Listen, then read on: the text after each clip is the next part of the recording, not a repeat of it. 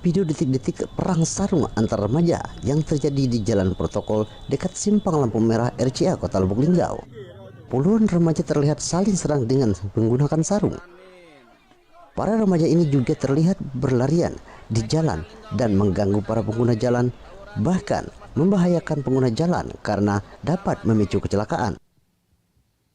Aksi perang sarung ini direkam oleh warga yang sangat resah dengan ulah para remaja. Bahkan perang sarung ini dilakukan saat bulan Ramadan. Aksi perang sarung ini viral di media sosial, membuat petugas Satreskrim Polres Lubuk Linggau turun ke lokasi melakukan sweeping selama 2 hari.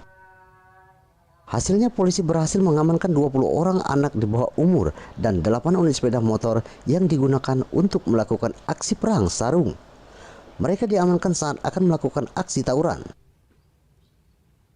Perang sarung ini termasuk sudah meresahkan masyarakat karena sudah beberapa kali masyarakat melakukan laporan kepada kepolisian atas tindakan-tindakan perang sarung ini sangat mengganggu karena sudah dilakukan di jalan poros, jalan sentral, sehingga mengganggu aktivitas masyarakat yang berkendara di seputaran jalan-jalan di Kota Lubuk Linggau ini. Kemarin ada korban nggak? Untuk korban tidak ada. Untuk korban tidak ada. Untuk senjata yang dipakai itu full sarung. Selanjutnya, ke-20 remaja tersebut didata dan dipanggil orang tuanya untuk membuat surat perjanjian agar tidak mengulangi perbuatannya. Dari Lubuk Linggau, Sudirman Ainus melaporkan.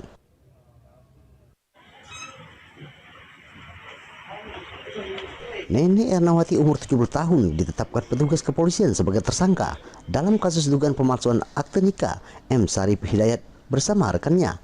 Sebagai kuasa hukum mewakili Erna ini melayangkan pra-peradilan atas penetapan statusnya sebagai tersangka. Neni Erna ini binti Roni merupakan pensiun pegawai kantor urusan agama Kecamatan Banyuasin 3, Kabupaten Banyuasin. Diduga korban Darlinawati selaku istri keempat HM Basir Tholib berkeberatan atas pernikahan istri pertama Haja Karmina dengan HM Basir Tholib. Sehingga Nenek Erna ini binti Roni diduga melakukan tindak pidana menggunakan akta palsu sebagaimana diatur pasal 263 KUHP atau 264 KUHP atas penertiban duplikat kutipan akta nikah tanggal 16 Oktober 2009 atas nama almarhum HM Basir Tholib dan Haja Karmina. Secara hukum, pemalsuan ini adalah memiliki unsur-unsur. Unsur-unsur ini terdapat salah satunya adalah kerugian. Nah, dalam laporan yang dilaporkan oleh pelapor dalam perkara ini tidak ada unsur kerugian yang dialami oleh korban. Sehingga menurut kami, hemat kami, kacamata hukum kami bahwa laporan yang diajukan adalah prematur. Kedua, terkait dengan barang bukti. Barang bukti yang disampaikan atau yang disita oleh penyidik adalah kutipan akta nikah atau duplikat kutipan akta nikah, yang mana duplikat kutipan akta nikah ini tidak pernah dilakukan lab forensik oleh penyidik, padahal harus dilakukan lab forensik untuk menentukan asli atau tidaknya dokumen tersebut. Saat ini Nenek Erna ini bersama tim berada di rumah terakhir pencari keadilan tentang sah tidaknya penetapan tersangka atas nama Erna ini 70 binti Roni. Dari Palembang, Guntur Yansa, Ainus melaporkan.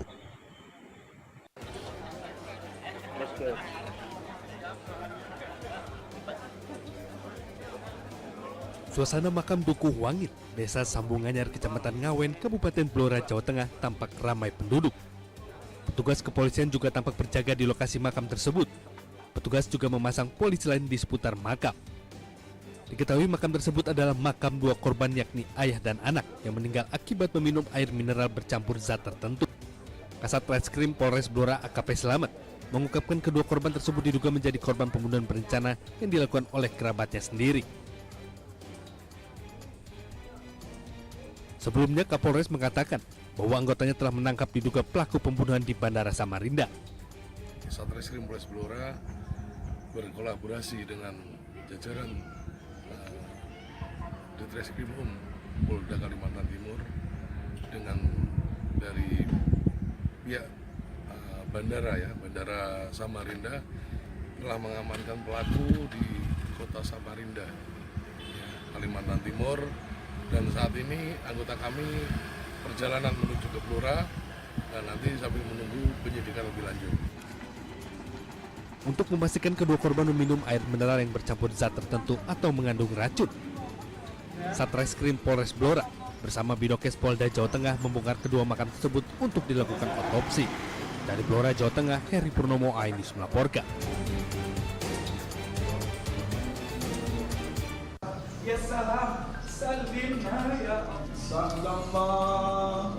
Hukuman cambuk terhadap mahasiswa pasangan sejenis berinisial DA dan AI dilakukan oleh Algojo di hadapan masyarakat umum.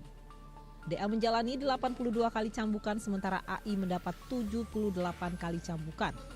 Eksekusi dilakukan usai seluruh proses persidangan dinyatakan inkrah oleh Mahkamah Syariah Banda Aceh. Pasal yang dilanggar antara lain Pasal 63 Ayat 1 Konun Aceh Nomor 6 Tahun 2014 tentang hukum jinayat. Kasus liwat dalam 3 tahun terakhir memang baru ini yang kita temukan dan terbukti mereka melakukan perbuatan liwat sehingga vonis dari hakim mereka diberikan hukuman 85 kali dan 80 kali. Munculnya fenomena gay di Banda Aceh membuat sejumlah warga resah dan mereka meminta pemerintah lebih aktif untuk melakukan sosialisasi dan penegakan hukum bagi pelaku. Liwat atau pasangan sesama jenis yang diketemukan di Kota Banda Aceh, selama ini yang kami sudah jalankan, kami ingin memberantas, ingin menghilangkan jejak-jejak liwat itu sendiri. Sebenarnya kita harus waspada dan didukung dengan sosialisasi dan penyuluhan. Lebih terfokusnya disosialisasikan dan penyuluhan ke organisasi-organisasi kepemudaan, kemasyarakatan atau kampus-kampus atau sekolah. Keduanya merupakan mahasiswa yang tengah menempuh studi di Banda Aceh. Sebelumnya mereka diamankan warga karena kedapatan melakukan hubungan sejenis di Kecamatan Syah Kuala, Banda Aceh beberapa bulan lalu. Dari Banda Aceh, Syukri Syarifuddin melaporkan.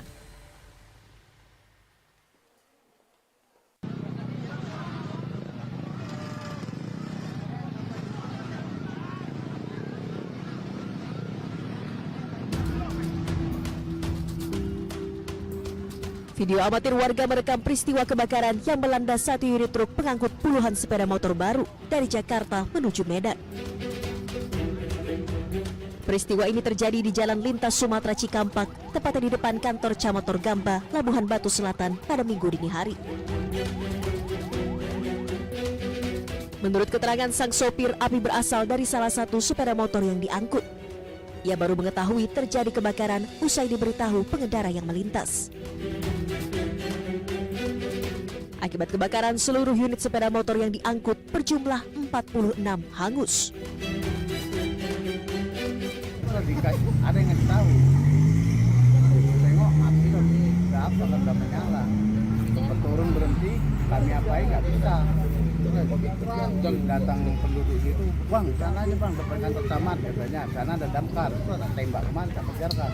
Mana kebakaran ini satu unit truk membawa 46 unit sepeda motor roda 2 yang masih baru, awalnya berangkat dari Jakarta mau dibawa ke Medan. Ya kami masih dalam penyelidikan apa penyebab terjadinya kebakaran tersebut. Akibat kejadian ini kerugian ditaksir mencapai 2 miliar rupiah. Sementara penyebab kebakaran masih dalam penyelidikan pihak kepolisian. Dari Labuhan Batu Selatan, Sumatera Utara, Randi Kurniawan, iNews melaporkan.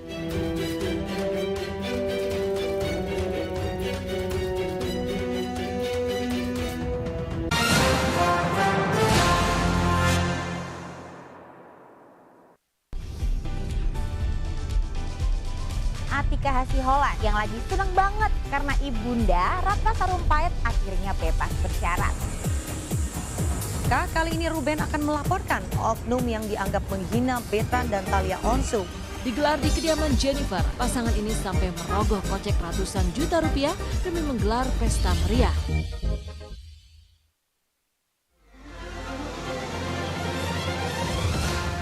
Gabungan kembali mengevakuasi korban kecelakaan bus Wijaya. Pemirsa, polisi akan mengumumkan hasil uji balistik penembakan gedung DPR.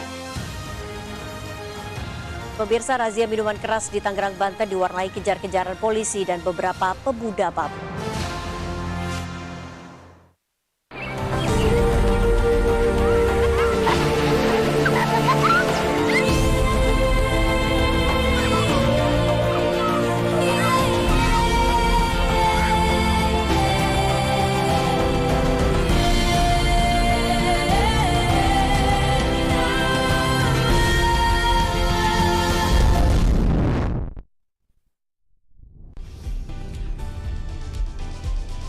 Atika Hasiholan yang lagi seneng banget karena ibunda Ratna Sarumpait akhirnya bebas bersyarat. Kali ini Ruben akan melaporkan oknum yang dianggap menghina Betran dan Thalia Onsum. Digelar di kediaman Jennifer, pasangan ini sampai merogoh kocek ratusan juta rupiah demi menggelar pesta meriah.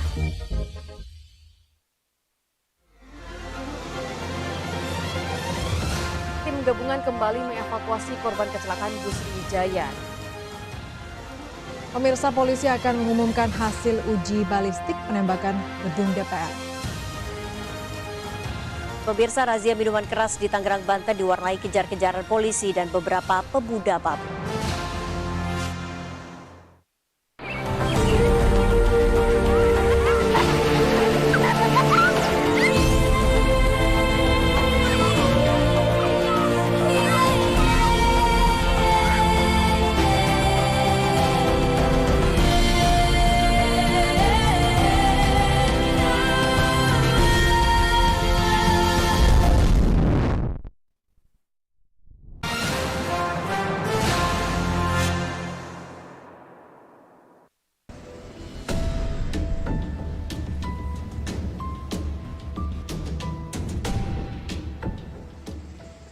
Dua jenazah wanita pendaki ini dievakuasi menggunakan helikopter. Dua wanita bersahabat Lili Wijianti dan Elsa Laksono ini dilaporkan meninggal dunia saat akan turun dari Puncak Jaya atau Kartens Piramid Minggu dini hari. Korban yang merupakan alumni SMA Dempo Malang tahun 1984 lalu meninggal dunia diduga karena terserang hipotermia atau kedinginan. Sebelumnya Lili dan Elsa melakukan pendakian bersama 20 orang pendaki lain dengan misi Seven Summit sejak Jumat 28 Februari lalu. Jenazah Lili yang merupakan perancang busana dan Elsa yang merupakan dokter gigi akan diterbangkan siang ini ke Jakarta. Dari grup band Sukatani, mohon maaf yang sebesar-besarnya kepada Bapak Kapolri dan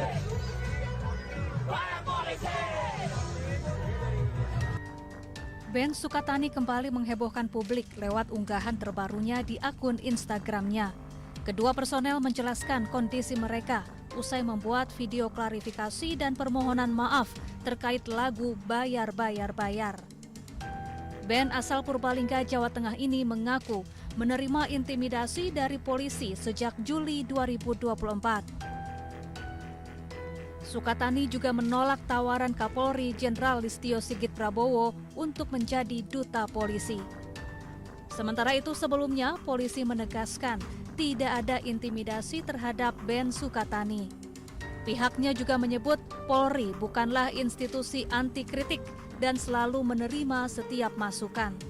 Sebelumnya Bapak Kapolri sudah selalu menyampaikan bahwasannya Polri itu menuju organisasi atau institusi yang sangat modern. Modern di sini adalah salah satu syaratnya adalah tidak anti kritik. Maka ada beberapa kegiatan-kegiatan setiap tahunnya kita ada stand up comedy. Bagaimana dengan segmen-segmen komunitas-komunitas itu bisa memberikan masukan melalui kritik, misalnya stand up comedy. Begitu juga pada terdahulu juga kita melakukan kegiatan-kegiatan seperti mural melalui seni, baik itu lukis, gambar, ya, itu memberikan juga kritik-kritik melalui segmennya. Terkait dengan seni musik, komunitas melalui Institut Musisi Jalanan, ya, itu juga berpartisipasi, pernah kita lombakan juga melakukan kegiatan-kegiatan yang sifatnya kritikan-kritikan kepada Polri itu melalui seni. Di sini saya ingin menjelaskan bahwasannya apa yang menjadi bagian kritik dan itu membangun secara konstruktif kepada Polri itu menjadi bagian evaluasi kita. Selain itu, sang vokalis Novi Citra Indriati alias Twister Angel juga menyinggung pemecatannya sebagai guru sekolah dasar. Menurutnya, pemecatan itu dilakukan secara sepihak. Tim Liputan iNews melaporkan. Saya, Simon Alisius Mantiri, sebagai Direktur Utama PT Pertamina Persero, menyampaikan permohonan maaf yang sebesar-besarnya kepada seluruh rakyat Indonesia atas peristiwa yang terjadi beberapa hari terakhir ini. Ini tentunya adalah peristiwa yang memukul kita semua, menyedihkan juga bagi kami. Ini adalah salah satu ujian besar yang dihadapi oleh Pertamina. Kami sangat mendukung upaya dari Kejaksaan Agung dan tentunya akan terus membantu apabila dibutuhkan.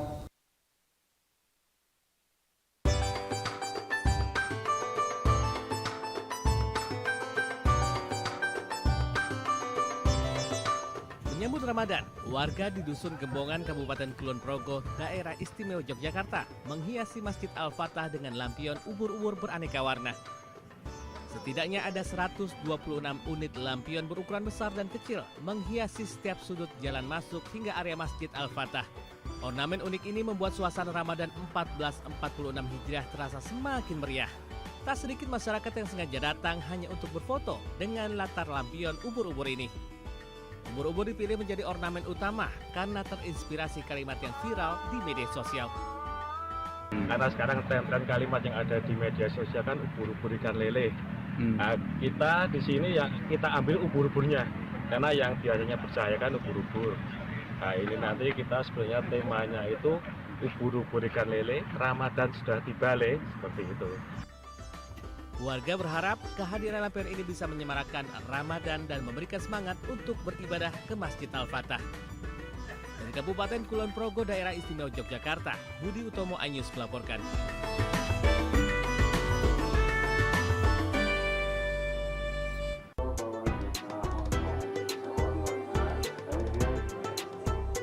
Seperti inilah aktivitas sholat tarawih di Masjid Nurul Iman, Desa Janti, Kecamatan Jogoroto, Kabupaten Jombang, Jawa Timur.